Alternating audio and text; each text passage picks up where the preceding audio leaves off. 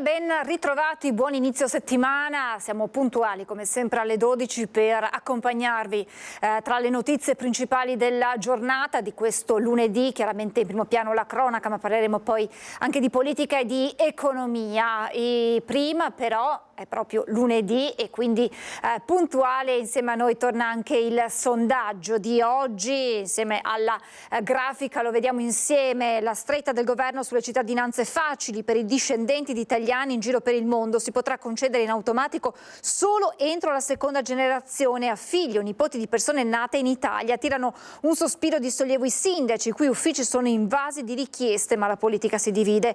Per la Lega la norma va rivista anche per tutelare i tanti oriundi veneti. Allora vi chiediamo stop alla cittadinanza facile per gli oriundi, giusto? 0422 16 691 se la vostra risposta è sì, 0422 16 26 690 se la vostra risposta è no. L'esito del sondaggio questa sera nel corso di Ring ve lo riproporremo poi nel corso di questa diretta.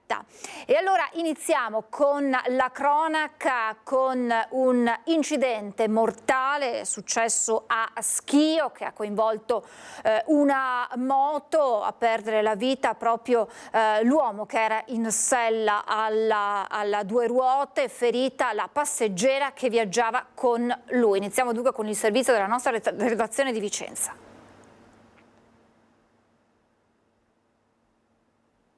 Per la regia il servizio è mortale incidente. È morto nella notte a Schio un imprenditore locale di 50 anni a seguito di un violento incidente stradale. L'uomo in sella alla sua motocicletta con una passeggera di 20 avrebbe urtato un ostacolo sulla strada e perdendo il controllo del mezzo è finito fuori dalla carreggiata contro un muretto. Lo schianto è avvenuto verso l'una in via dell'Artigianato. Inutili soccorsi per salvare l'uomo finito contro un palo della segnaletica e arrivato in codice rosso all'ospedale, mentre la donna giunta in stato di shock in codice giallo non è in pericolo di vita. In corso di ulteriori accertamenti le cause effettive del sinistro da parte dei carabinieri e dei vigili del fuoco. Dunque questa è la cronaca da Vicenza, cronaca che ci porta in provincia di Treviso, a Villorba per l'esattezza, per un devastante incendio che ha interessato una villa veneta, Villa Angelica, che è andata in fiamme. Alcune parti della villa sono state colpite dall'incendio, naturalmente ora ci sono indagini in corso per chiarire le cause, non si esclude il dolo. E allora andiamo sul posto con il nostro Federico Fusetti insieme a Simone Merlo e con loro dovrebbe esserci anche l'assessore Dussin per capire insomma qual è la situazione in questo momento. Buongiorno Federico. Buongiorno Francesca, buongiorno ai telespettatori. Sì, l'assessore sta arrivando, non è ancora qui con noi, l'assessore Dussin che è rimasto qui insieme al sindaco per tutta la notte. Siamo davanti a Villa Angelica, io e Simone Merlo, che appunto vi salutiamo e vi diciamo che dalle 10 più o meno di ieri sera fino all'alba di questa mattina i vigili del fuoco sono stati impegnati per domare un incendio davvero di grosse proporzioni che ha interessato però per fortuna solo una parte della villa, la Barchessa, che è alla mia destra, alla vostra sinistra, che non vedete. Con Simone cerchiamo di mostrarvi quello che si può da qui, grazie Simone, con i vigili che sono intervenuti arrivando da Treviso, Montebelluna, Conegliano, i volontari di Asolo. Pensate, 5 autopompe, 4 autobotti, un carro aria per un totale di 22 pompieri che sono riusciti, ecco qui la loro diciamo professionalità, ad impedire che l'incendio si estendesse anche al corpo principale della villa, che è quello che vi sta mostrando Simone a destra. E quindi i danni gravi sono ci sono stati solo nella parte della Barchessa a sinistra, tra l'altro una parte che confina con le scuole che infatti in un primo momento sembravano interessate, tanto che il sindaco ci ha confermato che quando gli è arrivata la prima telefonata si era pensato, e l'avevano pensato anche i vigili del fuoco, che le fiamme partissero dalla scuola che si trova proprio di fianco all'area della villa. Per fortuna, arrivati sul posto, i pompieri hanno capito che non era così e, come dicevo, sono entrati riuscendo ad impedire che le fiamme si propagassero alla villa. Una villa che è disabitata da parecchio tempo e che per fortuna non aveva nessuno all'interno in quel momento, quindi non ci sono feriti. Da capire come sia avvenuto, però, come si sia propagato l'incendio. Infatti anche questa mattina sono tornati qui i pompieri poi per un sopralluogo, perché evidentemente vanno fatte delle indagini e si cercherà di capire. Abbiamo visto anche delle telecamere, non so se funzionanti o meno, ma insomma si cercherà in tutti i modi di risalire alle cause, che in questo momento potrebbero essere di qualunque tipo, insomma anche dolose. Credo che tutte le piste in questo momento siano aperte. Ecco, una villa comunque molto antica, del XVI secolo, quindi anche un patrimonio importante. Ecco perché il sindaco e l'assessore sono poi rimasti qui tutta la notte. Direi, Francesca, che per il momento è tutto, poi insomma raccoglieremo anche le dichiarazioni dell'amministrazione e le proporremo nei nostri TG. Grazie Federico, eventualmente se hai aggiornamenti, se dovesse arrivare insomma una novità nel corso di questa diretta, chiedici la linea in qualsiasi momento. Grazie a Federico Fusetti, certo, e grazie a Simone Merlo per questo contributo. Chiaramente poi vi aggiorneremo anche nei telegiornali serali di Antenna 3 e proseguiamo con la cronaca. Vi anticipo che tra poco parleremo di due episodi, due accoltellamenti che ci sono stati in questo fine settimana a Padova, che hanno chiaramente portato ad intervenire la polizia per le indagini, e poi anche una vicenda che ha dell'incredibile, arriva da Vicenza, da una scuola materna con un tossico ripreso mentre si droga proprio nei pressi dell'asilo. Insomma, tutto questo tra pochissimo. È stata recuperata dai carabinieri a Verbania in Piemonte la foto di Giulia Cecchettin, che era stata rubata dalla chiesa di Saonara. Dopo la denuncia di uno zio della ragazza, i carabinieri della stazione di Legnaro hanno identificato il ladro, un 70enne del posto, grazie alla collaborazione di Don Francesco Silvano Monetti, parroco di Saonara, che ha messo a disposizione le immagini di videosorveglianza interne ed esterne della chiesa. Il furto era stato consumato nel pomeriggio del 27 marzo scorso da un uomo, identificato poi nel 70enne, che si era allontanato a bordo di un appunto. L'uomo, messo di fronte alle proprie responsabilità, ha consegnato ai militari la cornice contenente la foto rubata, ancora perfettamente integra, che adesso verrà riposizionata in chiesa. È stata nuovamente vandalizzata la casetta adibita a ristoro al campo sportivo di Marostica. Non c'è questo contributo, e allora proseguiamo con l'operazione della polizia a Padova, che ha scoperto e sequestrato un bed and breakfast abusivo destinato a cittadini cinesi clandestini, scoperto appunto in un appartamento della Torre Belvedere davanti alla stazione ferroviaria di Padova. 5 stanze con i relativi posti letto, tutte numerate come fosse un vero e proprio albergo. Questo si è trovata davanti la polizia quando è entrata nell'appartamento regolarmente affittato a una 53enne cinese nella Torre Belvedere di Piazzale Stazione a Padova. All'interno gli agenti hanno trovato altri 8 cittadini cinesi tra i 23 e i 65 anni, portati in questura senza documenti di identità. 7 di questi sono risultati irregolari in Italia e per l'8º non era stata accolta la richiesta di protezione internazionale. Dagli accertamenti eseguiti dalla squadra mobile è emerso che ognuno dei cinesi pagava alla donna una tariffa di pensione completa variabile dai 10 ai 30 euro al giorno, senza ovviamente registrarne la presenza. Indagini sono in corso per capire attraverso quali canali la struttura venisse pubblicizzata alla comunità cinese.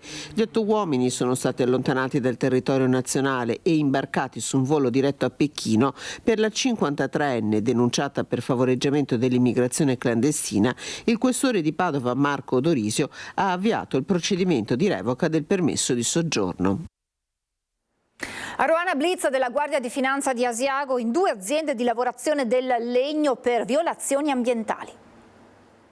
Rischiano fino a 2 anni di arresto e una multa di 10.000 euro per violazioni ambientali gli amministratori di 2 stabilimenti di lavorazione del legno di Roana dopo le verifiche effettuate dalla Guardia di Finanza di Asiago. Entrambi gli impianti infatti operavano senza le necessarie autorizzazioni per l'emissione di polveri sottili in atmosfera, potenzialmente dannose per la salute dei lavoratori e delle comunità circostanti, oltre ai rischi per l'aria e l'ecosistema. Le verifiche eseguite dalle Fiamme Gialle in collaborazione con il personale ARPAV hanno pertanto portato alla denuncia degli amministratori delle 2 aziende per violazioni al testo unico sull'ambiente. In uno dei 2 stabilimenti, i militari della tenenza di Asiago hanno inoltre riscontrato un malfunzionamento nel sistema di aspirazione e filtrazione delle polveri, compromettendo ulteriormente la sicurezza ambientale lavorativa. Sequestrati i quadri elettrici degli impianti di aspirazione per impedire la prosecuzione delle attività di lavorazione del legno fino alla regolarizzazione delle autorizzazioni. Un ciclista altoatesino e un turista inglese sono stati soccorsi nel pomeriggio di ieri tra Bassano e l'Altopiano. Doppio intervento nel pomeriggio di domenica da parte del soccorso alpino di Asiago. Attorno alle 15, su segnalazione del 118 e col supporto dei colleghi della Pedemontana del Grappa, i soccorritori hanno raggiunto un ciclista 58enne di Tires, Bolzano, per un sospetto trauma cranico e una ferita nella parte alta della gamba. L'uomo, partito in mountain bike con un amico dalla località di San Marino a Valstagna per percorrere l'antica via dei contrabbandieri, arrivato sotto Forcella Campesana è uscito dal sentiero cadendo per circa 1,5 metri. Alle squadre di soccorso via terra si è aggiunto l'elicottero di Treviso Emergenza che ha sbarcato con il verricello equipe medica e tecnico di elisoccorso. È stato necessario aprire un varco tra la vegetazione per facilitare il recupero e il caricamento della barella sull'elicottero. La bici e lo zaino sono stati affidati al compagno che è rientrato con la sua macchina. Poco dopo le 17 è stato recuperato un escursionista inglese che si trovava a Malgazebbio sull'altopiano di Asiago. Il turista era infreddolito e con i piedi bagnati dopo una lunga camminata sulla neve. Avvicinatisi il più possibile con fuoristrada e carrello, i soccorritori hanno scaricato 2 motoslitte e raggiunto l'uomo. Prestata la prima assistenza, è stato poi caricato a bordo e riaccompagnato ad Asiago. Degrado e spaccio a Vicenza, cresce l'indignazione dei cittadini per il bivacco dei drogati dietro i giardini Salvi, mentre alla scuola materna Fogazzaro, dopo il ritrovamento di una siringa nel giardino, ora si scopre anche la presenza di un tossico intento a drogarsi. La rabbia dei genitori che chiedevano provvedimenti urgenti. Sul posto per noi Daniele Garbin, Federico Cibotto, con loro Mattia Zuccon, presidente di Circolo dei genitori delle scuole materne di Vicenza, e anche l'assessore, anche un consigliere comunale del comune di Vicenza. Buongiorno a te Daniele, buongiorno ai tuoi ospiti. Prego. Buongiorno anche a te e ai telespettatori. Sì, confermo, alle mie spalle c'è proprio la scuola materna Fogazzaro che è protagonista dell'ennesimo episodio di degrado legato allo spaccio e al mondo di droga. Insomma, questa è una situazione grave, come avevi anticipato Simona Siotto. Buongiorno a tutti e grazie. Consigliere di Fratelli d'Italia, consigliere comunale, e Mattia Zuccon, presidente del Circolo delle Scuole Materne di Vicenza. Buongiorno a tutti. Ecco, come avevi anticipato, il problema del degrado non è focalizzato in questo punto. Appunto, noi abbiamo seguito anche negli ultimi giorni con altri servizi la zona dietro i Giardini Salvi, il ridosso di Campomarzo, anche lì c'è un problema di grande degrado, di bivacco, di persone che si drogano, anche il disagio è stato semplicemente spostato nelle zone limitrofe senza in realtà intervenire. Il motivo per cui siamo qui è che siamo tornati alla scuola materna Fogazzaro perché eravamo intervenuti per una siringa che i genitori avevano trovato e soprattutto gli addetti, i maestri all'interno del giardino tra i bambini, e l'ulteriore fatto grave è che una mamma ha ripreso una persona intenta a drogarsi proprio qui nei pressi del POMP di fronte. Ecco, non è successo nulla, vero Presidente? Voi avete fatto delle richieste precise al Comune di prendere atto di questa situazione e di intervenire. Com'è andata? Allora, noi avevamo richiesto appunto come genitori che venissero svolti determinati lavori che non sono stati svolti se non dei semplici manutenzione ordinaria. Ovviamente avevamo chiesto più controlli, c'erano stati garantiti, però visto quanto è successo i controlli anche questa mattina erano pochi. L'attenzione molto probabilmente è stata alta per 10-15 giorni, però visto quanto è accaduto stamattina con le mamme e con i bambini che passavano per venire a scuola con una persona intenta a drogarsi, questo fa un po' riflettere. Ecco, è stato questo anche l'ennesimo episodio registrato che segnala un'escalation. Sì, è uno come tanti che sta succedendo su Vicenza, sta succedendo. Io ovviamente come presidente noto che questo problema sta un po' dilagando anche all'esterno, diciamo, delle altre scuole, e il fatto è un po' preoccupante dato che stiamo parlando di bambini piccoli. Certo, voi avete anche sollevato la questione verso l'amministrazione comunale e non si tratta di una questione politica. No, assolutissimamente non è di mio interesse, stiamo facendo appunto del bene per i bambini e soprattutto per le famiglie che portano i figli a scuola nella massima fiducia di assegnarli all'asilo, però non trovandosi davanti queste problematiche e situazioni difficili. Grazie. E mentre chi invece ne fa una questione politica anche nei confronti di pressione verso chi sta governando in questo momento Vicente la Giunta è l'assessore, l'ex assessore alla cultura, ricordiamo, nella Giunta Rucco, e ora consigliere comunale invece d'opposizione Fratelli d'Italia. Io ne faccio una questione oggettiva, perché il degrado c'è oggettivamente a Vicenza, e anche politica, perché l'amministrazione non sta facendo nulla, registro un completo, totale immobilismo e soprattutto una grandissima dicotomia tra ciò che si dice di fare o che si vorrebbe fare e ciò che invece si fa. Il degrado c'è, è costante, è purtroppo presente in tante zone della città, con continue segnalazioni di situazioni di imbarazzo, di pericolo e anche proprio di sfiducia verso le istituzioni pubbliche da parte dei cittadini di Vicenza, che assistono costantemente a scene che nessuno vorrebbe vedere dalle finestre delle proprie case o nei parchi della città. Noi chiediamo all'amministrazione di smettere di rimpallare la responsabilità verso sempre qualcun altro e di assumersi invece le responsabilità e di dirci cosa intende fare perché scene come quelle registrate questa mattina non si verifichino mai più. Va bene, insomma la questione è lunga e complessa, vero? Noi ci sentiremo e seguiremo. Assolutamente, noi speriamo magari con qualche bella notizia, perché l'auspicio è che queste situazioni vengano ovviamente risolte. Tanto grazie, buon lavoro, salutiamo. Salutiamo anche Mattia Zucconi. Grazie mille, grazie a voi. Ecco, e con questo da Vicenza è tutto, restituisco la linea.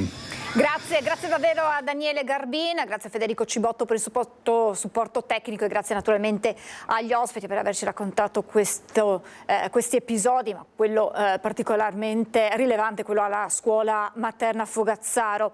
Adesso ci spostiamo, e l'avevo annunciato in apertura, a Padova, liti violente tra bande di giovani nella notte tra sabato e domenica, la prima in una discoteca, l'altra per strada al Portello. E allora ci aggiorna in diretta Valentina Visentina insieme a Cristian Roque Allende. Buongiorno Valentina e buongiorno alla tua ospite.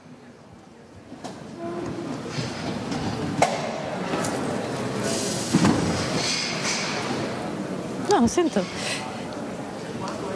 Sì, buongiorno da Padova per raccontarvi ancora la cronaca con giovani protagonisti. Solo qualche giorno fa la rissa sul tram che era stato evacuato perché alcuni minorenni avevano spruzzato spray al peperoncino dopo essersi affrontati in una rissa violenta. Ancora nel fine settimana la cronaca con un doppio accoltellamento in una discoteca di Brusegana qui a Padova, feriti due ragazzi, e al Portello poco dopo il secondo intervento della polizia per un'altra rissa con protagonisti 6 ventenni padovani, uno di loro è rimasto ferito. Quindi giovanissimi ancora al centro della cronaca, e preoccupa questo incremento di episodi di violenza, anche perché insomma ricomincia la movida in queste serate di primavera e c'è la preoccupazione che insomma queste bande di giovani possano creare problemi in città. Qui con me c'è la consigliera comunale della Lega, capogruppo Eleonora Mosco. Quali provvedimenti si possono prendere?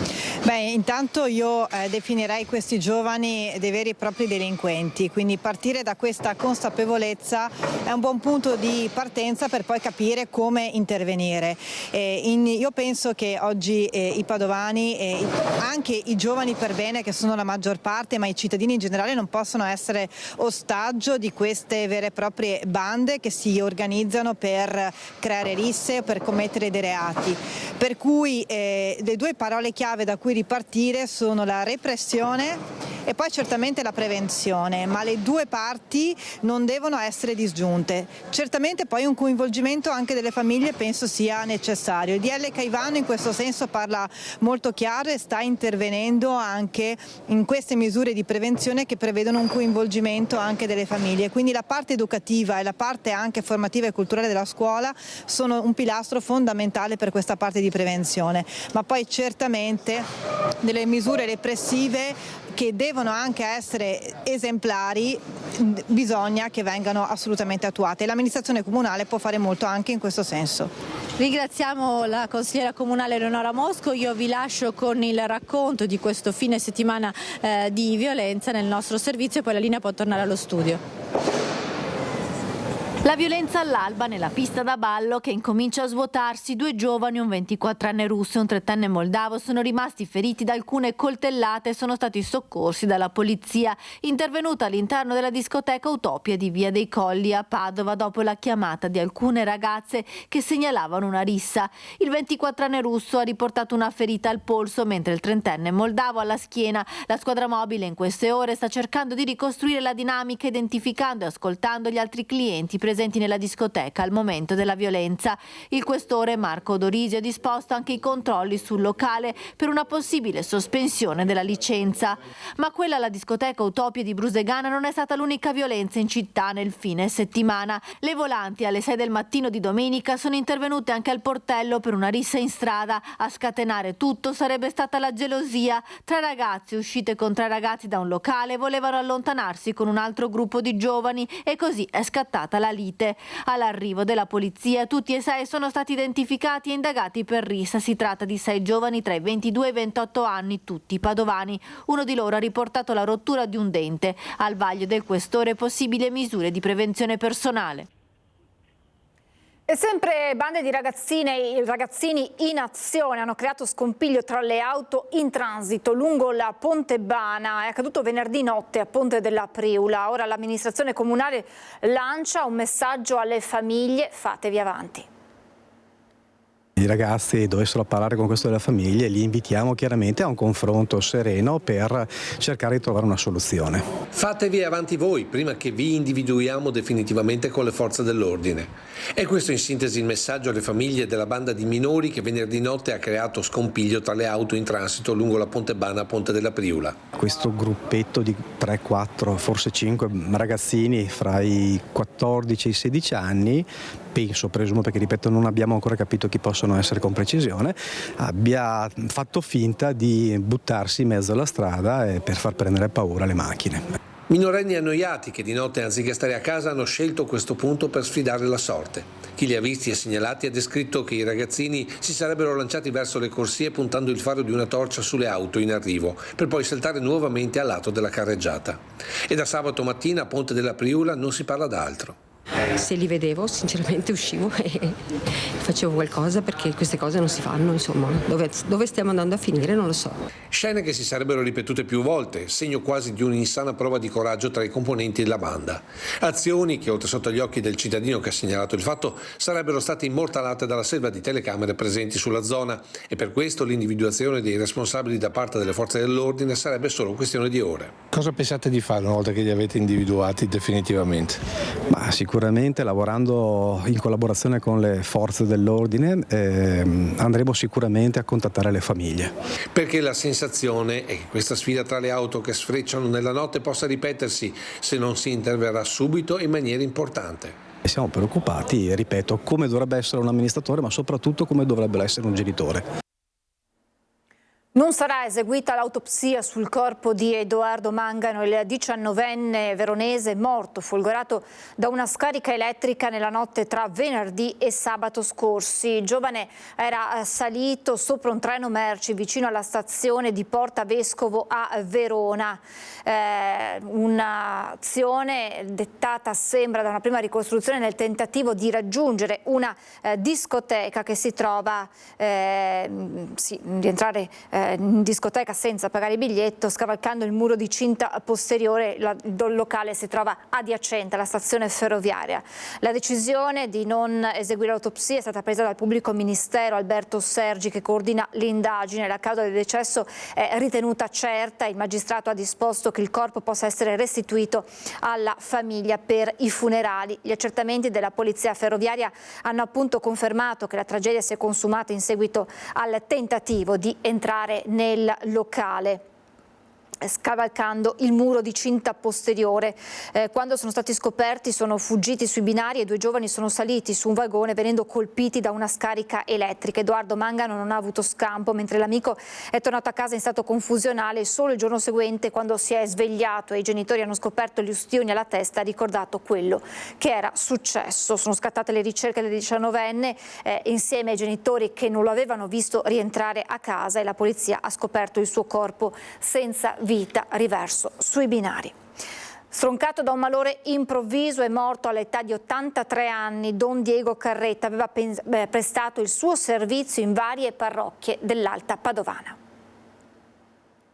Era in un albergo di Abano Terme con alcuni parrocchiani, come era solito fare Don Diego Carretta, morto nella notte tra sabato e domenica dopo essere stato colpito da un malore improvviso, nonostante il tempestivo intervento dei sanitari del SUEM 118. Aveva 83 anni e per molti anni aveva prestato servizio in alcune parrocchie dell'Alta Padovana, tra i comuni di Fontaniva, San Giorgio in Bosco e Cittadella, negli ultimi anni a San Giorgio in Brenta. Don Diego Carretta era nato a Tiene e dopo aver lavorato per parecchi anni in una filatura aveva maturato la vocazione entrando nel seminario salesiano di Fano. Molte le comunità vicine alla famiglia di Don Diego, con dedizione e amore ha saputo essere una preziosa guida spirituale per molti cittadini, lasciando un segno indelebile nel cuore dei fedeli che hanno avuto la fortuna di incontrarlo nel proprio cammino, scrive nella pagina Facebook il comune di Fontaniva. Il CPR di Gradisca torna al centro della cronaca con un altro episodio di violenza notturna. Nel corso degli scontri un finanziere è rimasto ferito ad una mano. Il CPR di Gradisca torna a essere teatro di violenze per la terza volta dall'inizio dell'anno. In questa occasione alcuni ospiti hanno appiccato il fuoco in diverse aree della zona blu. Le strutture di separazione in plexiglass sono state intaccate dalle fiamme e hanno reso necessario l'intervento dei pompieri. Stando a quanto riportato in una nota da Armando Gallucci, segretario generale regionale del Sindacato Lavoratori di Finanza, i finanzieri in quel momento in servizio per garantire la sicurezza e consentire lo spegnimento degli incendi sono stati colpiti dal di materiali diretti anche alla testa e al volto da parte degli ospiti più violenti. Nel tentativo di disarmare uno di questi, un finanziere è rimasto ferito a una mano. Un'altra notte di tensione e pericolo, insomma, ci sono volute ore per riportare la calma. Stando allo stesso Gallucci, non ci sono più le condizioni per mantenere ancora aperta questa struttura. Con l'aumento del livello degli scontri è a rischio la vita dei rappresentanti delle forze dell'ordine. Nell'ultimo anno abbiamo avuto un incremento, sottolinea, degli episodi di violenza all'interno del CPR, con il ferimento di 3 finanzieri e svariati tra poliziotti e carabinieri. Restiamo in Friuli Venezia Giulia con una valanga che si è staccata dal monte Koljans. A salvare la vita ad un sci alpinista sloveno è stato lo speciale airbag che stava indossando.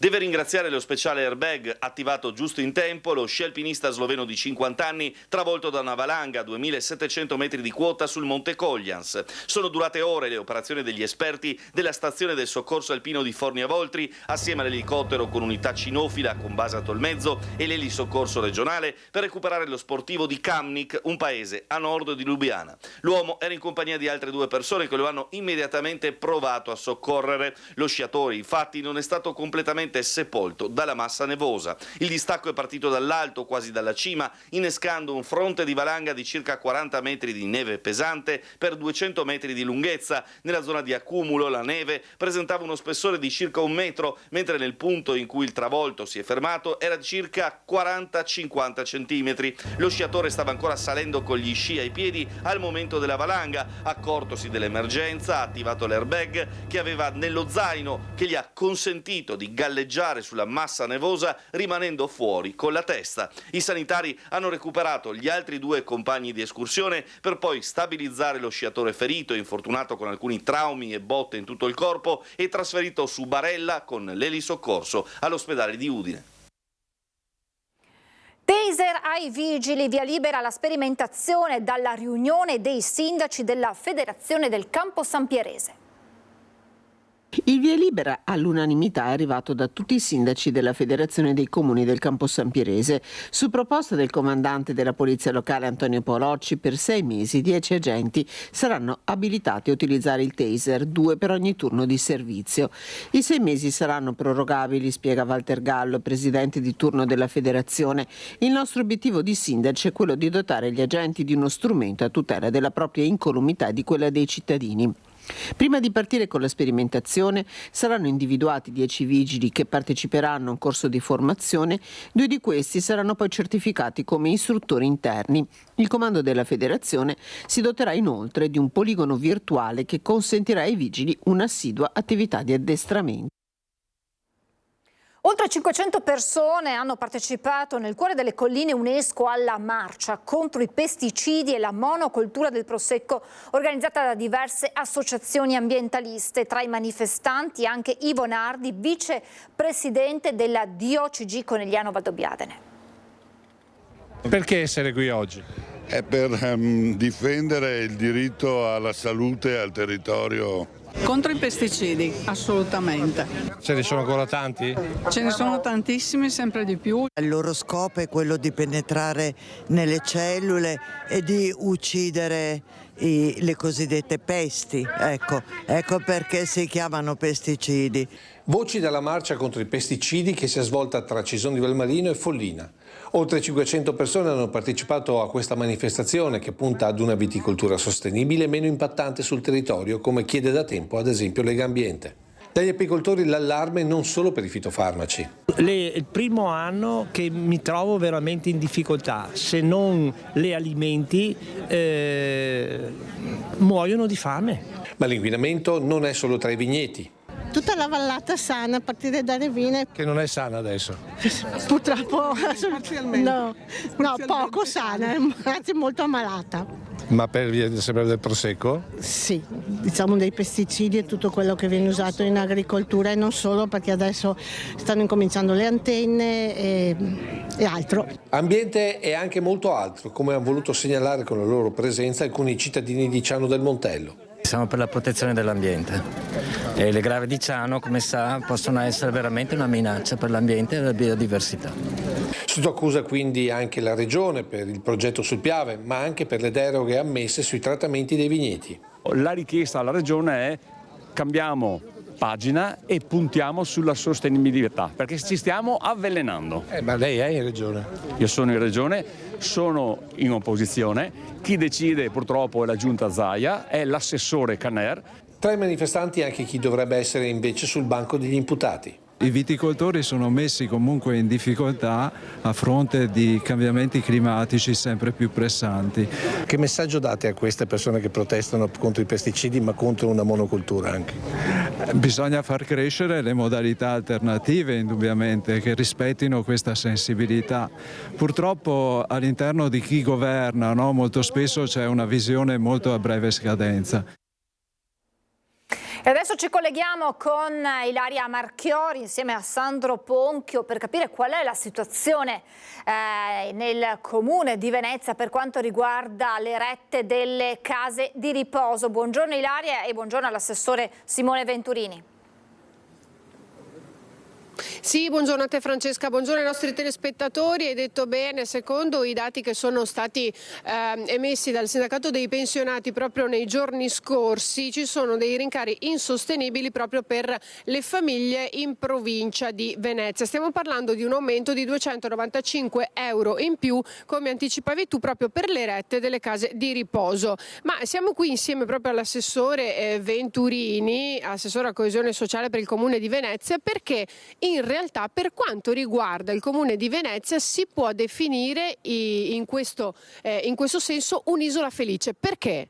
Noi siamo riusciti nell'ambito di un generale aumento del costo della vita e del costo anche della produzione, anche degli stipendi degli impiegati nelle case di riposo, perché ovviamente aumentando il costo della vita anche il loro stipendio deve essere in qualche modo correlato e quindi i costi complessivamente aumentano, mentre le risorse che arrivano dal sistema pubblico sono sempre le stesse. Però nelle case di riposo, quelle a sostanzialmente controllo comunale, nel senso che il comune nomina i CDA delle case di riposo pubbliche che sono unite sotto l'IPAV, che quindi è la casa di riposo Antica Scuola dei Battuti, la Contarini della Gazzera, la San Lorenzo a Venezia e altre, le Zitelle, San Giobbe, si è riusciti quest'anno a non aumentare le rette. La scelta fatta insieme al CDA dell'ente è stata quella di provare a mettere da parte alcune risorse che eravamo riusciti ad accumulare e destinarle a sterilizzare l'aumento delle rette, sapendo quanto pesano sulle famiglie i costi dell'inserimento in casa di riposo. È chiaro che è una soluzione a medio termine, breve termine, perché in prospettiva, se i costi dovessero aumentare e le risorse extra non arrivassero,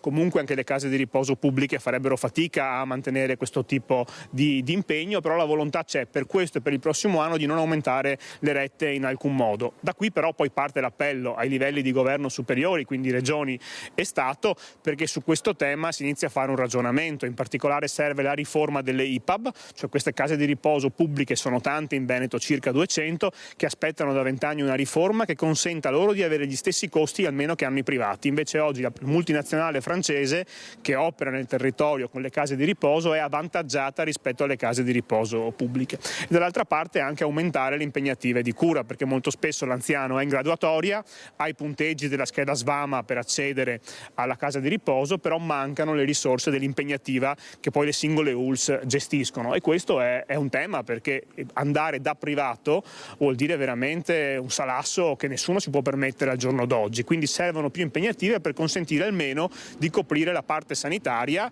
e lasciando alle famiglie il costo della retta sociale. Dall'altra parte, come comune direttamente abbiamo messo circa 3 milioni di euro per dare una mano alle famiglie che sono meno, hanno meno risorse, che devono comunque pagare la retta sociale, per contribuire in parte a questo costo. Sono una cifra importante, 3 milioni in un momento difficile per il comune, perché comunque le risorse nazionali sono quelle che sono, quelle in arrivo, però riteniamo opportuno dare una mano anche su questo fronte, perché molto spesso i costi sono insostenibili. Ecco, proprio per questo, perché sono insostenibili, perché comunque la popolazione anziana sta aumentando e la maggior parte delle famiglie non può permettersi di sostenere questi costi mensili che si aggirano anche intorno ai 3.000 euro. Sì, da privati senza impegnativa di cura si è intorno a quelle cifre, ed è evidentemente una cifra insostenibile. È cambiato il mondo nel frattempo, una volta c'erano tanti figli per un genitore, mediamente si abitava tutti vicini, ci si dava una mano,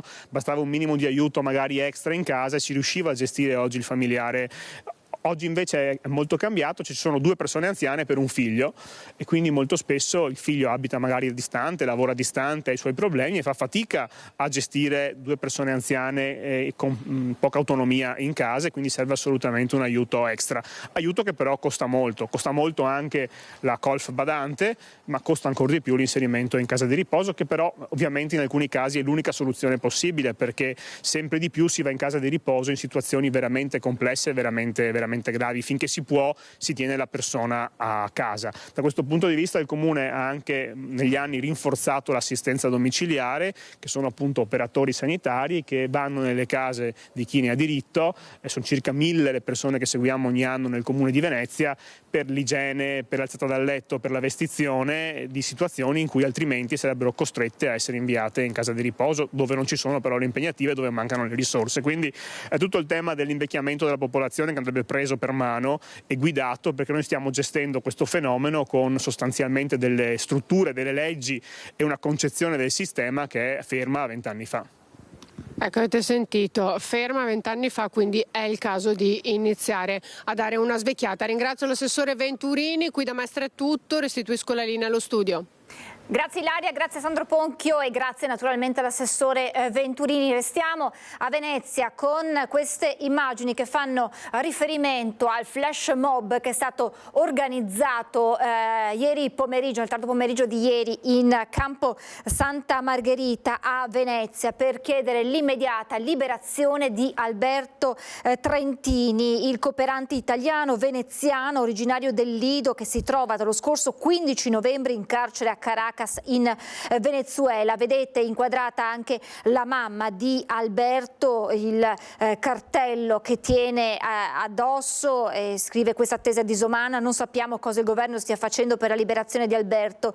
La Presidente Meloni non mi risponde, non ha mai pronunciato il nome di mio figlio pubblicamente, eppure è un cittadino italiano di cui il nostro paese deve andare fiero. Vorrei poter ricevere una telefonata di Alberto. Queste alcune delle frasi che appunto mamma di Alberto, Armanda, ha scritto nel cartello.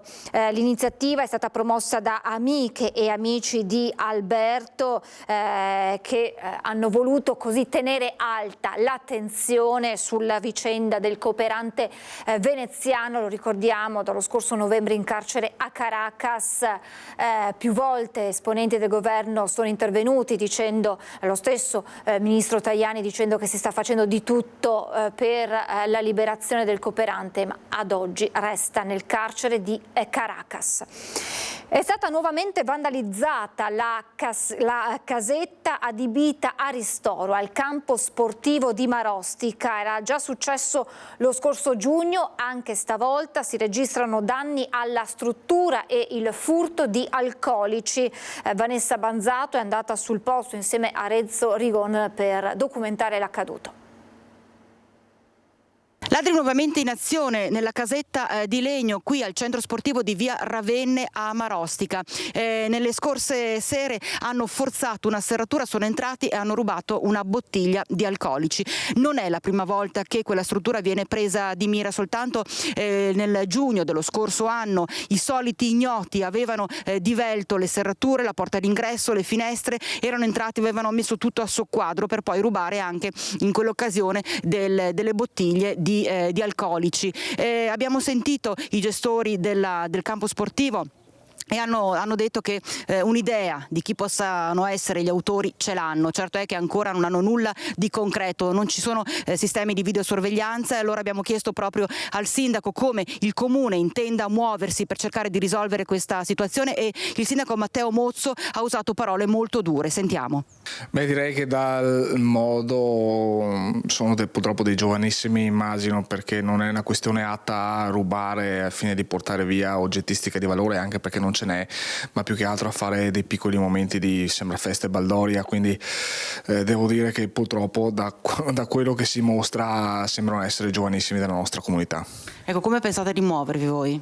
Allora, innanzitutto sono dispiaciuto perché le attività sportive e le nostre associazioni lavorano per dare serenità anche alle famiglie e soprattutto ai ragazzi. Vedere che poi da parte di un certo tipo di comunità viene ripagato in questo modo il lavoro di tanti volontari sicuramente dispiace. In questo momento siamo in fase di riprogettazione di tutta la videosorveglianza del comune di Marostica per andare a migliorare quelle che sono la qualità video delle telecamere che abbiamo, e sicuramente inseriremo anche gli impianti sportivi con ulteriore videosorveglianza. Questa è l'unica cosa che in questo momento possiamo fare. Ci vorrà un po' del tempo, anche perché tra la progettazione poi parteciperemo anche ai bandi che pubblica il Ministero quotidianamente. Cercherò di parlare con le forze dell'ordine per avere delle verifiche puntuali, magari in orario notturno. Già l'anno scorso, già a giugno dell'anno scorso, si era appunto accennato al fatto di posizionare le telecamere per la videosorveglianza. Ancora non sono state messe? Ancora non sono state messe perché abbiamo dovuto prima di tutto andare in sostituzione di tutta la rete che era obsoleta. Ne abbiamo tante qui a Marostica. Adesso stiamo, ripeto, facendo la progettazione migliore anche per ridurre quelle che sono il numero di telecamere, nel senso in alcuni punti ci sono telecamere telecamere di vecchia generazione ce ne sono 4 posizionate nello stesso punto, ne basta una di nuova generazione per fare lo stesso lavoro, quindi è appunto una riorganizzazione e riefficientamento proprio per lavorare anche maggiormente con la prefettura e la questura. Se lei potesse fare un appello a questi vandali, cosa direbbe? Ma dubito che ascoltino gli appelli, perché quando c'è ignoranza purtroppo gli appelli servono a poco. Io spero che non vengano mai presi, perché naturalmente poi abbiamo già avuto come amministrazione il modo, denunciare non serve a niente, però far fare tante ore di volontariato in accordo con le famiglie sì, quindi se i ragazzi vogliono poi, una volta presi, se dovessero essere appunto dei ragazzi o qualsiasi persona venga presa, vuole farsi i prossimi 3-4 anni di volontariato onde evitare la denuncia, con tantissime ore settimanali possono decidere, possono venire tranquillamente a farlo direttamente da soli senza avere l'obbligo dell'amministrazione. Ben chiare le parole del sindaco. E adesso andiamo a Vittorio Veneto, evento di Latterie Soligo, tanti temi al centro, che ha sicuramente i dazi, ma non solo, anche il futuro, i giovani e l'agricoltura. Sentiamo qual è la situazione insieme a Lucio Zanato con Nicoletta Rizzetto. Buongiorno Lucio, buongiorno al tuo ospite. Buongiorno Francesca, buongiorno ai telespettatori di Antena 3. Siamo qui con Lorenzo Bruniera, volto patron di Latteria di Soligo, perché Latteria di Soligo ha portato qui uno chef importantissimo, Davide Oldani. Non lo vedete adesso con noi perché sta facendo una lezione, e quando lui fa lezione non vuole telecamere, perché lui fa lezione ai questi studenti, agli studenti del Beltrame. Siamo Vittorio Veneto, uno dei punti di riferimento per quanto riguarda appunto la preparazione dei giovani alla ristorazione qui, soprattutto che è territorio UNESCO. Lorenzo Bruniera ha voluto portare qui questo chef non solo per la lezione ma anche per una lezione di vita a questi ragazzi. Credo che nella vita, parto dicendo che sono un allevatore, un agricoltore, e mi hanno insegnato che se non si comincia dalla base, se non si pianta, non si alleva, non si arriva sicuramente ad avere i risultati. Oggi ci sono delle difficoltà e vedo che i giovani sono sempre più abbandonati, o sostanzialmente l'insegnamento che gli viene dato non è un insegnamento anche di crescita, di sacrificio, che le cose non sono semplici, si guarda soltanto a chi ha del successo, a quelli che sono diventati qualcuno, dei social o quant'altro, ma invece si parte dalla base, si parte da quelle che sono le cose più semplici. Davide Oldani è una di queste persone. Quando lui è partito, ha raccontato la sua storia, ha raccontato la sua vita, è partito come qualsiasi altro ragazzo che è andato a una scuola alberghiera e ha cominciato a lavorare, a crescere, a dedicarsi, e questo ha dato un messaggio molto chiaro ai giovani. Io come Latteria di Soligo portiamo avanti, perché senza latte non esiste Latteria di Soligo. Oggi naturalmente si sta vedendo un cambiamento che è epocale per quanto riguarda i giovani. I giovani vengono laureati, vanno a scuola, dottori commercialisti, avvocati e quant'altro, però abbiamo bisogno anche di gente che faccia questo mestiere, il mestiere che fa Davide Oldani, il mestiere che fa in questa scuola. O anche il suo. Beh, sicuramente il mio, perché se non si trova le persone che danno continuità, si chiudono le stalle, si chiudono sì gli allevamenti. Ecco, una domanda. Lei come Latteria di Soligo avete difficoltà a trovare giovani da inserire ad esempio nella carriera di Casari o comunque nella produzione? Ha una difficoltà che è enorme.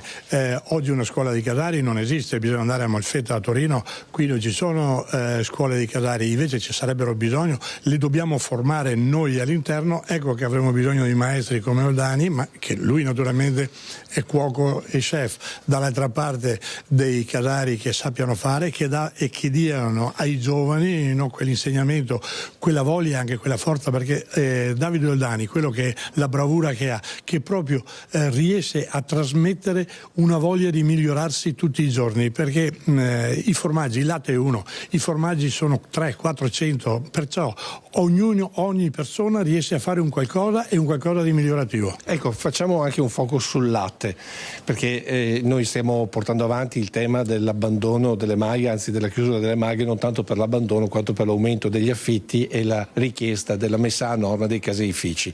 Voi come Latteria di Soligo come vedete questa emergenza che si sta prospettando già da questa nuova stagione? Allora, se partiamo come Latteria del Soligo, no, abbiamo sicuramente dei percorsi che dobbiamo rispettare. Oggi il mondo sta cambiando, una volta era qualcosa di semplice, bastava fare, no? Oggi invece ci sono delle regole, c'è la burocrazia, ci sono dei controlli, c'è sicurezza alimentare, ci sono tante cose che dobbiamo tener conto, ma guardate che riuscire a fare quello che scrivono nei libri diventa difficile. Il casaro deve avere le mani nel latte se vuole avere un risultato che è buono, e io credo che lo chef deve avere le mani nella pasta, le mani nel cibo se lo vuole produrre. Ecco, ma allora il problema di queste maglie, che poi diventa anche un presidio ideologico, come si può risolvere? Cioè, qual è l'appello da un agricoltore, dal presidente di una delle maggiori latterie del nostro territorio, che guarda anche alle maglie, alla politica? Qual è l'appello? Allora, stessa cosa che oggi abbiamo tentato di fare, si dovrebbe farla anche nei magliari e nei ragazzi che vogliono fare quel tipo di mestiere, perché è un bellissimo mestiere, sapranno che non avranno mai la ricchezza, però hanno l'aria pura, hanno il territorio. Bisogna fare da insegnamento, scuola e preparazione. Non si può lasciare le persone da soli e poi arrivare a dire: se tu non fai queste regole devi chiudere. È un accompagnamento. Se facciamo l'accompagnamento, e l'accompagnamento si fa sia con lo studio, con la preparazione, e anche economicamente su quello che sono le maglie. Se qualcuno mi viene di dire, un tempo gli argini facevano pagare per essere sfalciati perché gli agricoltori non gli davano mangiare alle mucche. Oggi invece pagano, chiamano i terzisti, no, per tagliare gli argini, e così sono le nostre maglie. Bisogna sostenerle e non pretendere che i magliari paghino per tenere le maglie. Dovrebbero essere dato dalla comunità, dalla società un contributo perché tengono le maglie aperte, e naturalmente a quel punto gli dici: queste sono le regole che dobbiamo anche rispettare. Ma se li lasciamo soli, è logico che i magliari chiudono, ma chi è che va a fare quel mestiere? Qualcuno pensa di andare su una volta a settimana, fermo, una volta a settimana, 3 volte all'anno in una maglia e trovare tutto bello e via dicendo, e l'altro è lì che ti aspetta. Ragazzi, bisogna che la politica capisca questo. Ecco, ultima battuta invece riguarda i dazi. Voi come Latteria del Soligo siete produttori di grana padano, preoccupati per il 2 aprile? Dazi con uno come Trump sono tutti preoccupati, sia per quanto riguarda il formaggio, sia per quanto riguarda il vino. Qui siamo anche in una zona dove c'è la DOCG, Prosecco e quant'altro. Io credo che in questo momento Trump spari molto in alto, ma la pallottola non andrà tanto distante. Credo che il buonsenso possa prevalere, credo che gli americani vogliono bere dei prodotti e mangiare dei formaggi anche a del prezzo giusto, come il grana padano, il parmigiano reggiano. Io credo che non esistono, non ci sono prodotti in tutto il mondo che siano uguali, perciò è un prodotto di eccellenza, e vale anche per il prosecco, perché chi beve un prosecco non beve un prodotto beverino, ma che ti dà allegria e ti fa star bene assieme alla gente. Grazie, se non ci sono domande, a te Francesca. Grazie davvero Lucio, grazie a Nicola Talizzetto, grazie al Presidente. Adesso un aggiornamento di cronaca prima di andare in pubblicità, che arriva dai carabinieri della stazione di Dosson di Casier, che dopo articolate indagini sono riusciti a recuperare e a restituire al parroco della chiesa di San Vigilio alcuni oggetti sacri che erano stati rubati nella notte tra il 27 e il 28 febbraio. Si tratta di un turibolo, una navicella e 3 chiavi storiche della canonica sottratti da ignoti e oggetto di denuncia da parte del sacerdote. L'attività investigativa ha condotto i militari ad un 42enne residente a Ponzano Veneto. Sabato 29 marzo, su delega della Procura della Repubblica di Treviso, era stata eseguita una perquisizione domiciliare presso l'abitazione dell'indagato senza esito. Successivamente però l'uomo si è presentato spontaneamente in caserma consegnando gli oggetti rubati, che sono stati appunto restituiti alla parrocchia. Nonostante il gesto, il 42enne è stato denunciato in stato di libertà per il reato di furto aggravato. Le indagini proseguono per chiarire eventuali ulteriori responsabilità, e noi ci fermiamo per la pubblicità tra poco. Rieccoci in diretta, insieme a me in studio mi ha raggiunta il vicepresidente vicario di Confartigianato Imprese Marca Trevigiana, Loris Bagliana. Buongiorno vicepresidente, grazie per essere con noi. Buongiorno a lei, buongiorno a tutti quelli che ci ascoltano. Io partirei da due considerazioni che ha fatto prima il Presidente Bruniera insieme a Lucio Zanato. Uno che riguarda il tema dazi. Diceva il Presidente Trump spara alto, bisogna vedere poi dove cade questo suo proiettile. Certo è che c'è una data per l'avvio di questi dazi, ci sono poi altre diciamo così esternazioni del Presidente americano, minacce, mettiamolo tra virgolette, a prodotti europei. Che timori ci sono per il mondo artigiano da questo punto di vista? Ma tutti i timori quando c'è incertezza, questa è la cosa più importante e quella più grave in questo momento. Perché Trump sta alzando il tiro, costantemente sta annunciando, ma ancora non ci sono dei dati precisi, ma lui dice noi faremo pagare su tutte le importazioni dei dazi molto elevati, e quindi cifre che a volte sono incomprensibili. Quando si parla del 20% di dazi su prodotti alimentari, vuol dire che il consumatore americano si trova a pagare un prodotto di buona qualità come fosse caviale costantemente. E le aziende in questa incertezza cosa fanno? Noi avevamo già parlato della ricerca di altri mercati. Non è però un'impresa così facile per realtà medio-piccole che rappresentano la maggioranza del nostro tessuto economico. Chiaramente ci sono le associazioni come la vostra che riescono ad accompagnare gli imprenditori in questi nuovi mercati, ma chiaramente ci vuole poi tempo per farsi conoscere e per trovare poi la giusta strada. Lei l'ha detto chiaramente, la piccola impresa, c'è una parte della piccola impresa che ha un valore creativo, artigianale, vero e proprio, e quindi ci sono imprese, piccole imprese che hanno comunque un mercato globale. Poi ci sono invece una moltitudine di piccole imprese che fanno parte di filiere, fanno parte produttive, e quindi con altre specializzazioni, con tecnologie, con innovazione, quindi sono parte importanti ma di filiere internazionali. Quindi la ricerca, lei l'ha detto molto bene, la ricerca di trovare nuovi mercati è una ricerca più lenta. Però le associazioni di categoria, e nel nostro caso la Confartigianato da quella regionale, la provinciale e nazionale, si stanno muovendo anche per aiutare a cambiare caratteristiche alle associazioni, farle migliorare, che diventino un luogo dove propongono e rappresentano non solo i soci ma anche le produzioni dei soci. Ecco, questa è una parte importante che sta avvenendo. C'è un altro tema che ha toccato sempre il Presidente Bruniera con Lucio Zanato e che credo che vi coinvolga in prima persona, che è quello del cambio generazionale. Lui diceva facciamo fatica a trovare giovani che prendano in mano questo lavoro, avrebbero bisogno di maestri che insegnino loro, che facciano amare loro questo che è un lavoro che fa parte poi della nostra storia e che non può essere perso, e immagino che per molti artigiani questo sia il vero nodo. Sì, credo che il Presidente Bruniera si riferisse non proprio alla latteria, che è una grande azienda del nostro territorio, ma a tutti quelli che producono il latte, che nella stragrande maggioranza sono dei piccoli allevatori o dei piccoli coltivatori. È inutile fare un discorso approfondito, perché se noi abbiamo le nostre campagne, i nostri territori che sono belli curati, vuol dire che da qualche parte c'è qualcuno che se ne prende cura, e spesso sono proprio loro.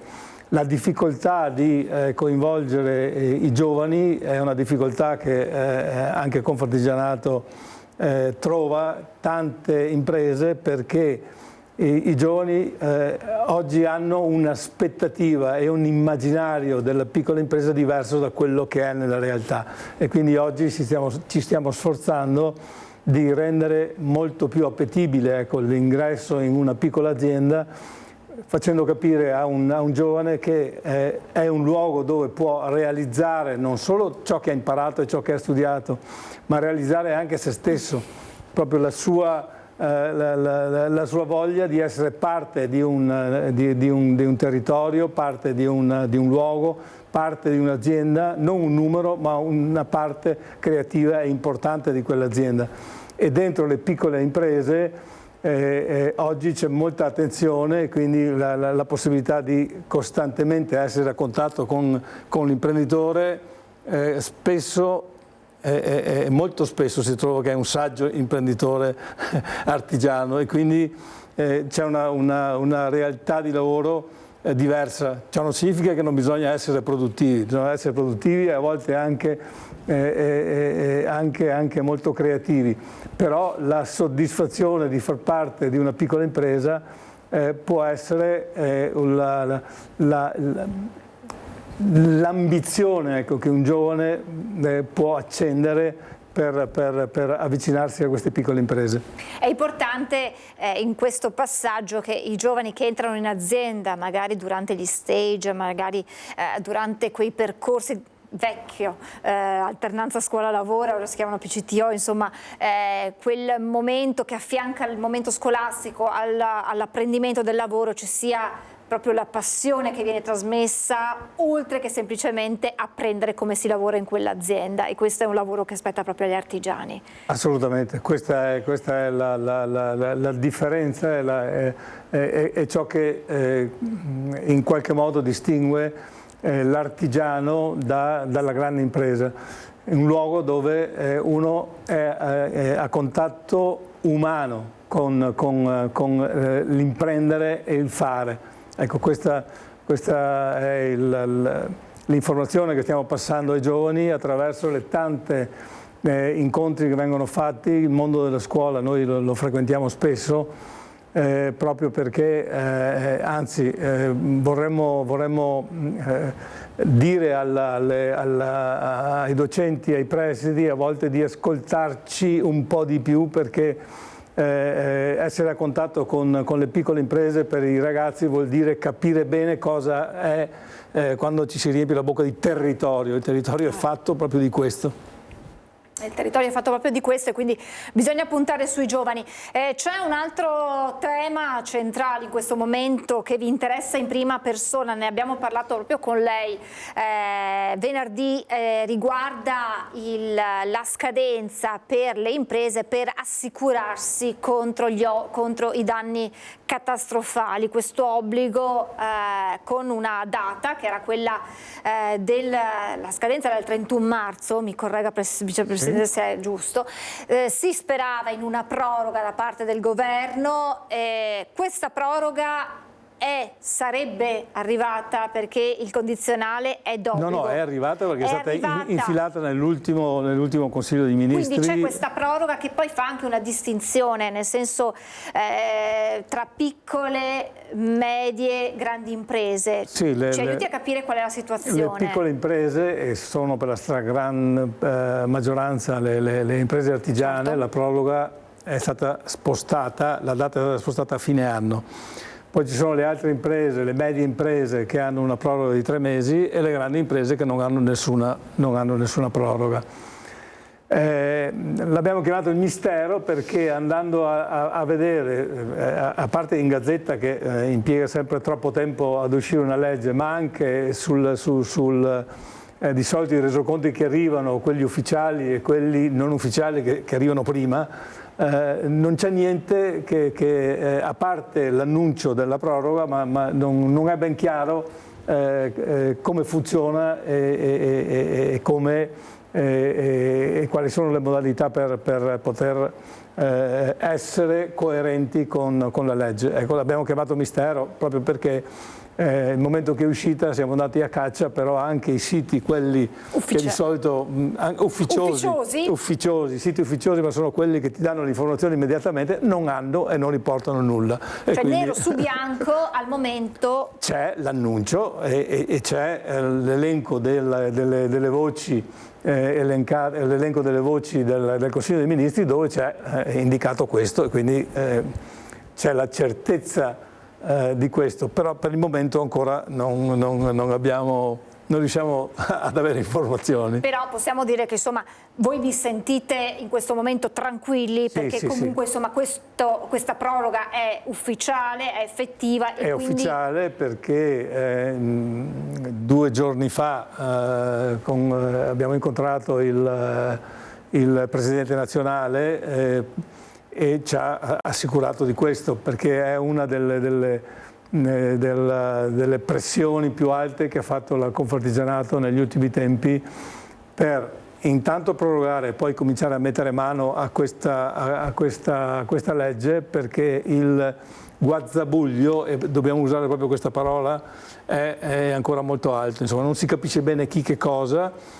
Senza contare che quando si entra da un assicuratore c'è il buio, spesso c'è il buio totale, cioè le assicurazioni non sono pronte, non sono preparate, non sanno bene nemmeno loro come consigliarti, e quindi la speranza è che ci sia un ripensamento, ma se il ripensamento non c'è, che entro questi mesi che mancano per arrivare a fine anno il governo diventi un po' più chiaro e dica esattamente come bisogna fare. Qual è il problema nello stipulare, al di là dei costi che non sono sicuramente da mettere in secondo piano, ma nello stipulare questa tipologia di polizze assicurative e danni catastrofali? Che cosa parliamo? Parliamo delle bombe d'acqua, parliamo delle grandinate, parliamo dei terremoti, tutti quei danni naturali che possono, insomma, e che purtroppo abbiamo conosciuto, perché ormai il nostro territorio sappiamo quanto sia interessato da dal cambiamento climatico e quindi da tutto quello che ne comporta. Ma qual è il vero nodo che vi preoccupa, ripeto, oltre chiaramente poi a quella che è la spesa che va sostenuta per stipulare queste polizze? Sicuramente i costi, ed è un nuovo balzello che arriva sulle spalle di imprese che sono già affaticate di suo, e quindi va a togliere una piccola parte e a volte anche una parte importante di quelli che sono gli utili che fa una piccola impresa. Quindi questo va sottolineato e ricordato, ecco, perché ci sono costi. L'altro è la non chiarezza, perché spesso sono i proprietari dei capannoni che sono già assicurati, però queste assicurazioni non sono esattamente coerenti e coincidenti con quello che richiede la legge, e quindi bisogna riparametrarli. Per quelli che sono in affitto, spesso il capannone è assicurato dal locatore. E quindi anche in quel caso cosa vale quell'assicurazione? Quindi ci sono tutta una serie di passaggi che non sono stati affrontati o non sono stati affrontati a dovere, e che ci mettono nelle condizioni di non sapere se siamo in regola o meno. Faccio l'avvocato del diavolo. Alla luce però dei cambiamenti climatici che ci sono, dei disastri che abbiamo assistito, dei danni che hanno riportato le aziende, li abbiamo raccontato spesso nei nostri telegiornali, queste assicurazioni non sono comunque qualcosa che va fatto, chiaramente con tutti i chiarimenti che lei adesso sottolineava, o chiedete comunque da parte del governo anche un supporto economico per far fronte a queste polizze, proprio alla luce del momento difficile che state affrontando? Io nei vari commenti che ho fatto e ricordo anche nell'ultima intervista che mi avete fatto, ho sottolineato una cosa: questo improvviso carico che arriva alle imprese vuol dire che c'erano delle poste a bilancio del governo che sono state spostate da qualche altra parte. E quindi in un bilancio non si può mentire, quindi quelle cifre devono essere coperte. Questo è quello che mi fa sospettare che questa operazione non sia un'operazione immaginata per aiutare le imprese. Ripeto, gli imprenditori oggi, moltissimi imprenditori sono già assicurati, hanno assicurato le macchine, hanno assicurato le attrezzature, le assicurazioni antincendio sono all'ordine del giorno, quindi ci sono molte assicurazioni.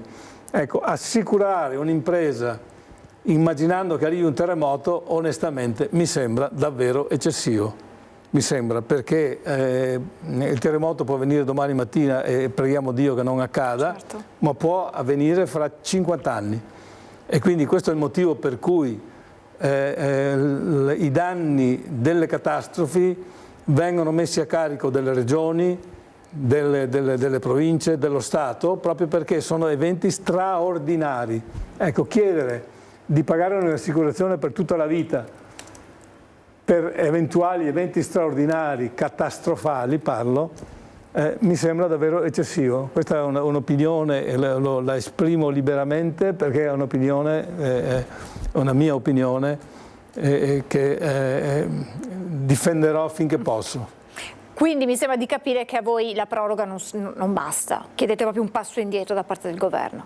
Assolutamente, un passo indietro e una chiarezza, ecco, perché io posso... non devo sostenere un'assicurazione su un danno che potrebbe non avvenire mai, come tutti speriamo.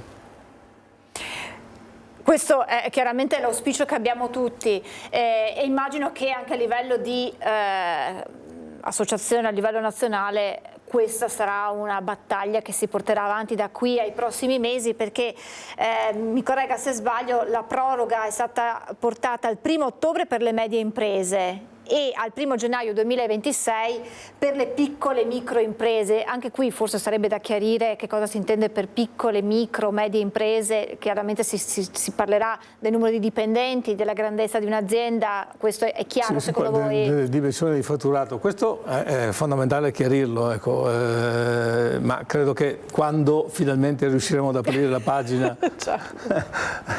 Quando quel mistero verrà svelato, lei verrà dice. svelato, lì avremo le informazioni, ma credo che, ripeto, abbiamo incontrato proprio 2 giorni fa il Presidente Granelli e su questo il Presidente della Confartigianato Nazionale e la Nazionale sta pressando davvero il governo e tutte le relazioni che abbiamo per poter intanto migliorare dove è possibile, ecco. E poi per poter diminuire l'impegno delle imprese e chiedere allo Stato, come deve fare nel caso di catastrofi, perché noi le tasse le paghiamo per qualche motivo, di aiutarci a sostenere anche queste assicurazioni, ma potrebbe farlo lo Stato direttamente.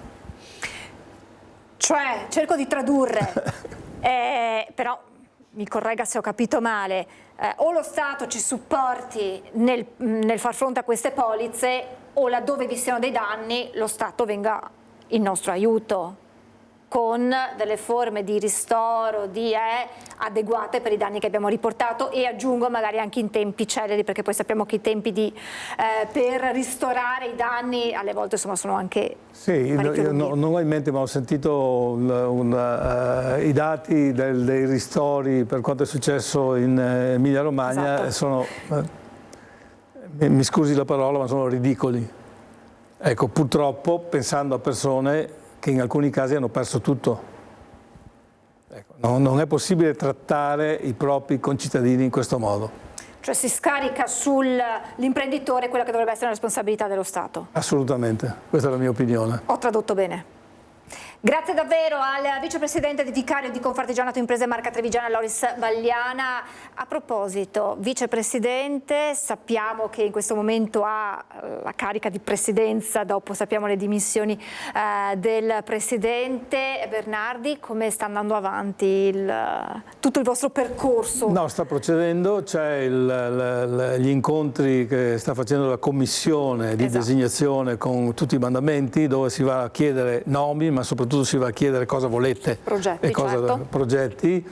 Sta per terminare, entro pochi giorni avremo la riunione per il ritorno delle informazioni dalla Commissione e poi credo che a fine mese o prossimo mese si andrà all'elezione del nuovo Presidente per poi ripartire con lo slancio che ci è abituale, come si usa dire, verso nuove mete, ma credo che ne avremo molte questioni da da affrontare e da discutere. Lei però in questo momento di transizione sta portando avanti questo percorso di Confartigianato per quanto riguarda la marca trevigiana, quindi torneremo ad aggiornarci con lei in attesa poi del nuovo Presidente. Grazie davvero al Vicepresidente Bagliana e noi ci fermiamo per la pubblicità. Grazie a voi, grazie. Rieccoci in studio. A Quinto di Treviso sta diventando un caso nazionale la vicenda di una famiglia di fatto segregata in casa a causa di una perizia errata da parte del perito nominato dalla Tribunale. Dopo 6 anni di battaglia legale, ora gli sfortunati proprietari chiedono aiuto direttamente al Ministro Nordio. Prego al Ministro di accendere un faro su questa vicenda e di aiutarmi, perché sono veramente stanco. Chiede aiuto al Ministro per avere un po' di giustizia, Alberto Tarantino, che con la sua famiglia vive da 6 anni di fatto prigioniero in casa sua. Quando arriviamo in via Fagarea Quinto ci accoglie quasi come un abusivo, passando per una rete tagliata del suo confine non prima di aver chiesto permesso al vicino studio dentistico. E tutto questo perché dal suo cancello non si può entrare. Questa è l'entrata con la quale mi è stato venduto l'immobile dal Tribunale di Treviso, perché sulla perizia c'è scritto chiaramente che l'ingresso è questo. Perché 6 anni fa Tarantino compra questa abitazione all'asta e proprio per questo è sicuro che non ci possono essere problemi di sorta, visto che l'operazione è stata supervisionata dal Tribunale. Peccato che il perito nominato non abbia verificato un piccolo ma determinante particolare, ovvero che la stradina d'entrata non è tutta di proprietà e non ha servitù di passaggio. E tutta questa è la mia proprietà. La stradina contesa è praticamente, se no, 10-15 metri, è questa qui.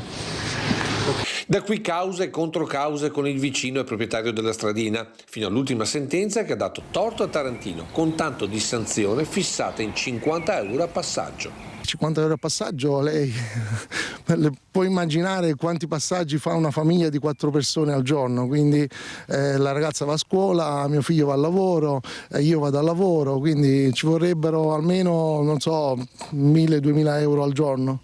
E questo nonostante la perizia del Tribunale. Questa è la perizia del Tribunale.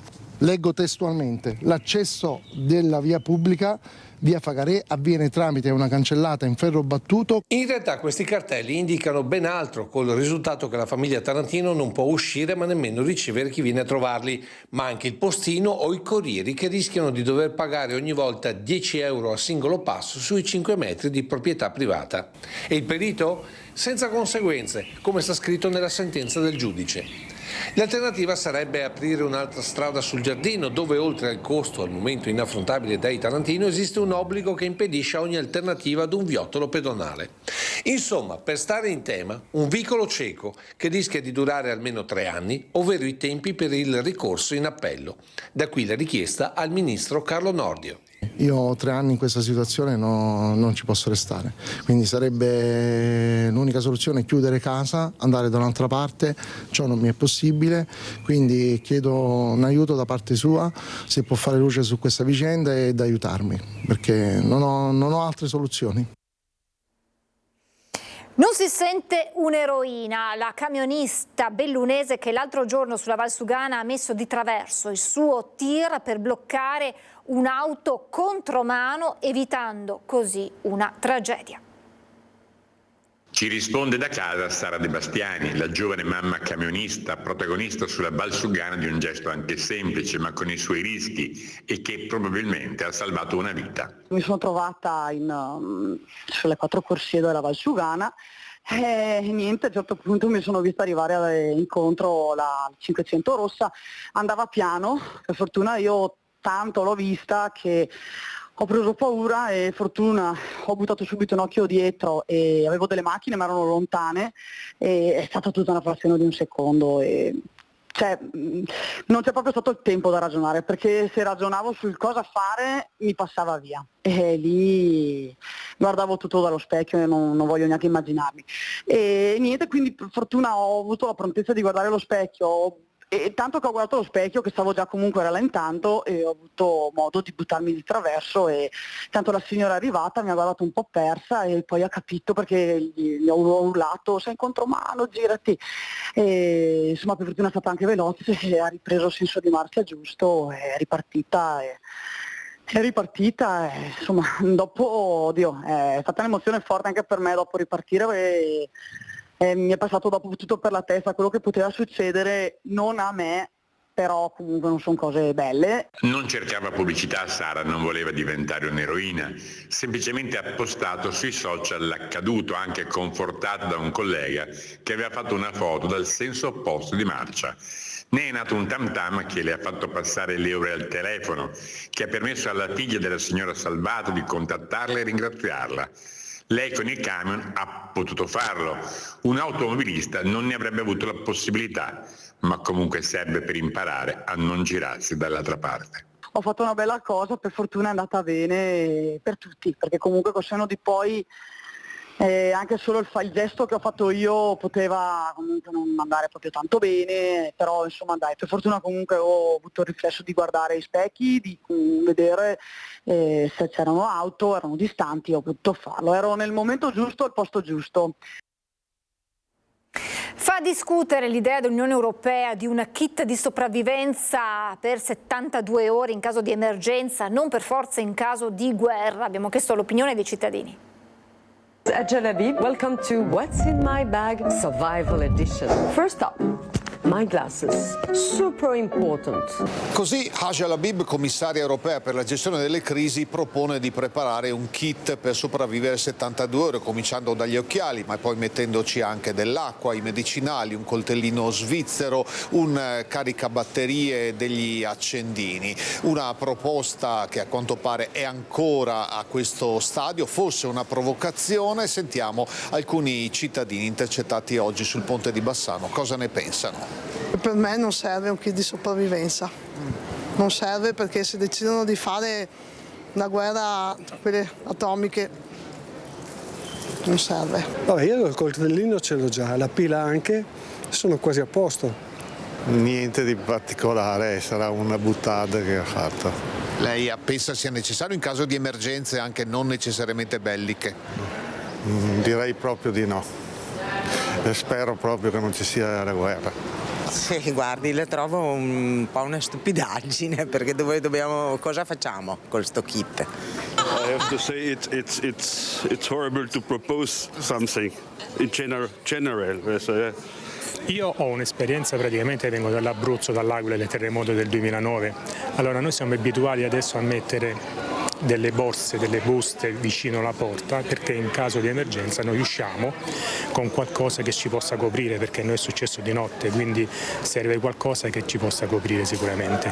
È chiaro che anche è vero che la protezione civile, tutto quello che succede dopo, il giorno dopo già si hanno gli aiuti sul posto, quindi avere un kit d'emergenza con medicinali, non so, forse per quelle persone che hanno problemi, non lo so, faccio un esempio, diabete eccetera, che hanno bisogno di questo tipo di medicinale, potrebbe essere una cosa buona, altrimenti non vedo proprio l'utilità vera e propria.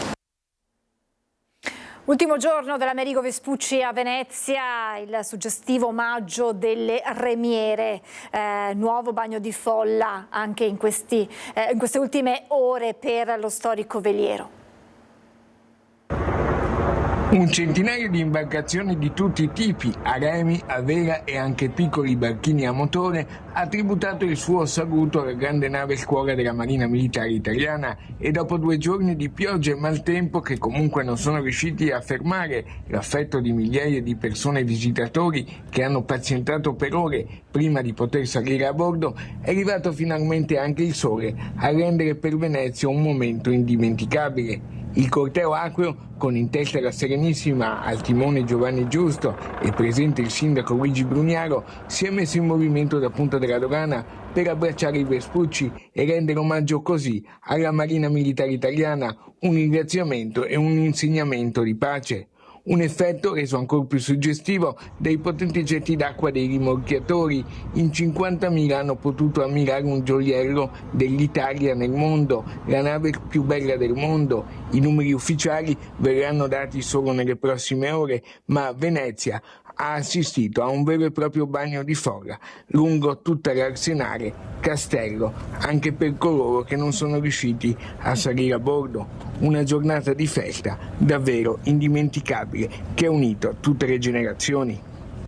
Ci siamo ritrovati in Ponta della Dogana, dove abbiamo creato una grande e grossa rappresentanza, una trasversale presenza di imbarcazioni che fruiscono quotidianamente della laguna, e tutti assieme ci siamo portati con un corteo lento fino al bordo della nave Amerigo Vespucci, ormeggiata a Castello sulla riva di San Biagio. Era dopo l'inno di Mameli, l'inno nazionale, seguito dall'inno di San Marco, l'inno di Venezia. Abbiamo ordinato l'Alzaremi e reso omaggio e onori alla Amerigo Vespucci.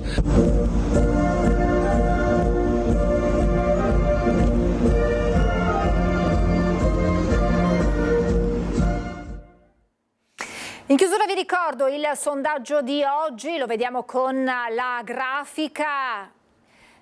Stop alla cittadinanza facile per gli oriundi, giusto? 0422 162 6691, se la vostra risposta è sì. 0422 162 6690 no. L'esito questa sera nel corso di Ring, che avrà proprio questo tema al centro del dibattito.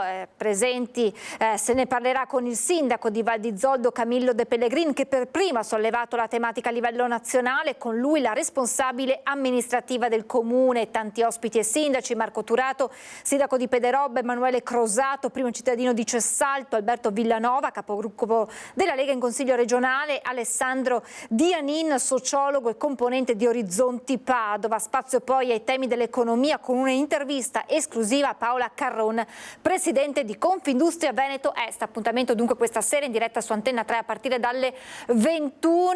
Io adesso vi lascio dopo alle pillole dedicate all'importanza della donazione, con la rubrica Giardino in Fiore, con il documentario Borgo Italia e con il film Largo Witch Secondo. Grazie a Renato Capoia e a Tommaso Migotte in regia, grazie a voi per averci seguito, buon proseguimento di giornata.